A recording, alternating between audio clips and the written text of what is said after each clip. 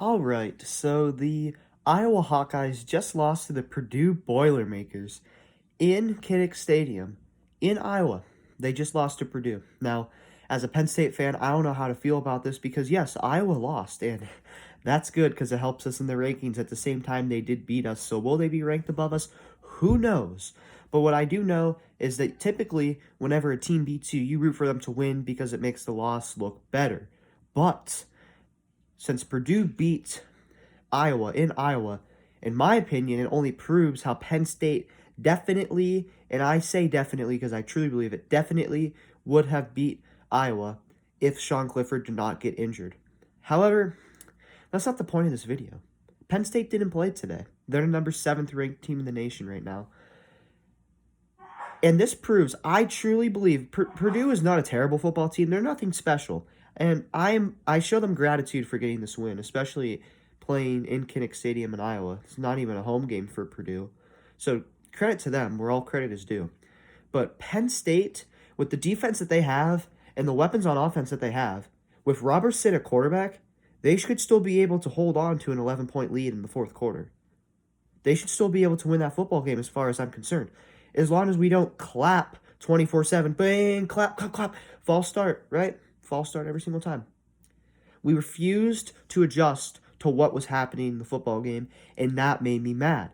Because adjusting to the circumstances is a good thing. And I don't know if that's maybe why they were clapping for the football of Robertson. And that's okay. I understand doing that once, maybe twice, because maybe it was just a bad luck once. But when it happens for the third time, you know that that's not what's working, but they were so stubborn and continued to do it. I'm very disappointed with how James Franklin often coaches in games whenever it's a close game against tough opponents in tough situations. Because let's be real, folks. Iowa, they're not the best number 2 team in the world. They're going to be falling in the rankings, obviously. But they're still a good football team. I know they just lost to Purdue. They're still a good football team. This could have been an off week for them. But at the end of the day, if the Purdue Boilermakers can beat Iowa in Kinnick Stadium, then the Penn State Nittany Lions can beat Iowa in Kinnick Stadium whenever Sean Clifford leaves the game. Hope he's okay. Pretty sure he'll be playing against Illinois next week. I'm not positive about that.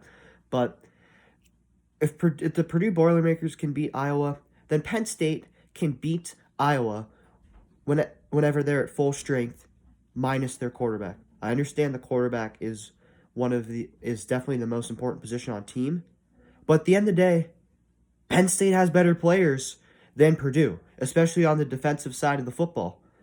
So maybe us adjusting to what's going on in the offense and not holding ourselves back, because let's be honest, if Penn State didn't keep clapping for the football, they might have had a couple of drives that resulted in a field goal. You know, maybe our kicker would have missed one or two, but we probably would have had more points on the board. You know how many we put up with Robertson? We didn't put up any. We put up none. All right? Actually, pardon, no, we had a field goal drive. Never mind.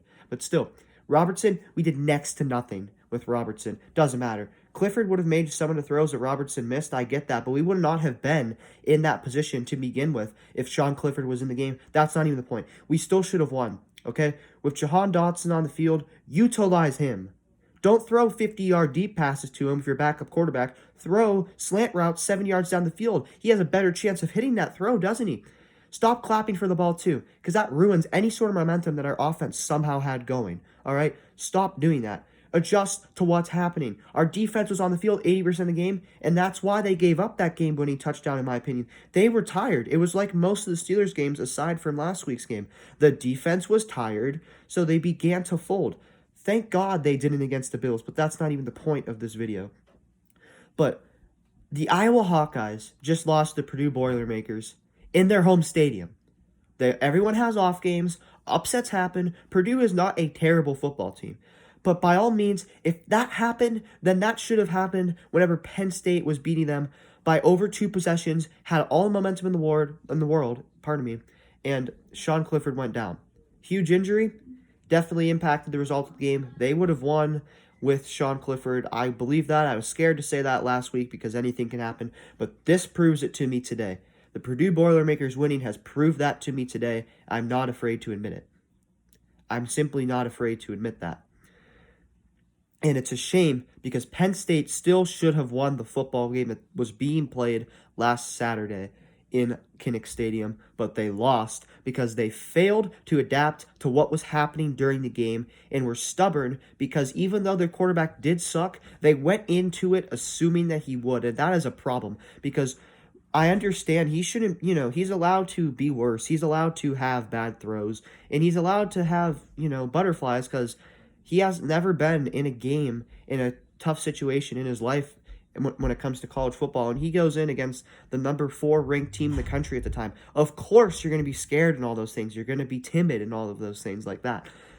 But the fact that we were already going into the game with the mindset that our backup quarterback wasn't going to be good is a problem because that to me shows that we already knew that.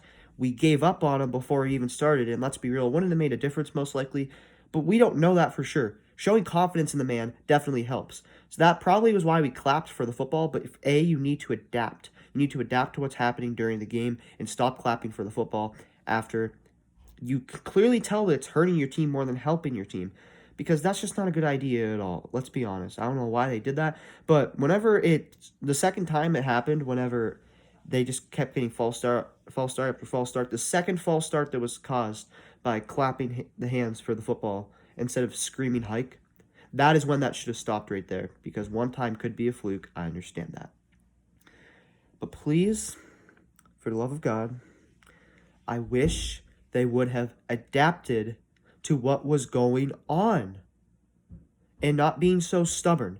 If you have a Division I quarterback who goes to Penn State University, they should be able to have decent trust with their coaches, and the coaches should have at least a decent level of trust with them that they can still get the job done. Because, let's be honest, this is Sean Clifford's last year as a Penn State Nittany Lion, I am pretty sure.